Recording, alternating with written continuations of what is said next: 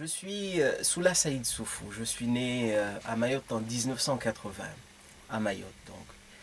C'est une aventure particulière que j'ai entreprise en écrivant cet ouvrage qui s'appelle La départementalisation de Mayotte, la sécurité de tout un peuple.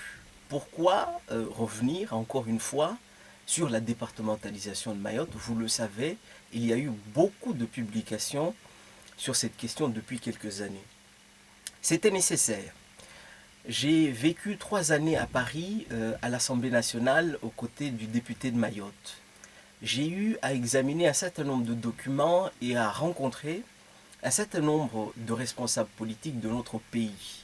Et à ma grande surprise, après 50 années de lutte pour la départementalisation et 3, bientôt 4 années de départementalisation effective, beaucoup de nos responsables nationaux ne connaissent pas suffisamment à mon goût notre combat et le sens même de cette départementalisation.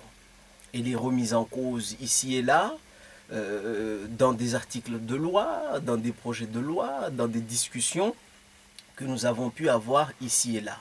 Il était donc nécessaire, déjà pour ce public-là, de redonner dans des écrits le sens de cette départementalisation, dire la vérité de Mayotte sur cette départementalisation. Car vous le savez, beaucoup de nos voisins écrivent sur cette départementalisation. Et ils ne nous donnent pas forcément le sens que les Mahorais ont voulu donner à leur départementalisation. C'est une première raison qui valait la peine d'écrire. La deuxième, c'est que Mayotte est en pleine mutation. Vous savez, il y a des jeunes qui arrivent sur le marché du travail, qui poursuivent des études et qui commencent à s'intéresser à leur histoire. Et l'histoire est la partie la plus intéressante, la partie contemporaine de Mayotte est dominée par ce combat pour la départementalisation. Beaucoup n'ont pas vécu ces moments-là. Il était donc nécessaire pour eux aussi de leur donner quelques repères pour comprendre un petit peu l'histoire de leur département. La troisième raison, pour moi, était plus personnelle. J'ai eu un rapport assez particulier avec cette départementalisation dont j'ai pu vivre les dernières années du combat. Et donc j'ai rencontré des hommes et des femmes qui ont donné leur vie pour Mayotte.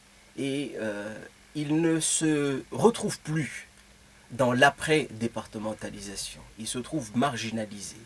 Donc c'était pour moi aussi une façon de leur rendre hommage, leur dire qu'on ne les oublie pas et que le sens de leur combat n'est pas perdu. Il est maintenu, il est maintenant écrit, retranscrit dans un ouvrage qui nous survivra tous, je l'espère.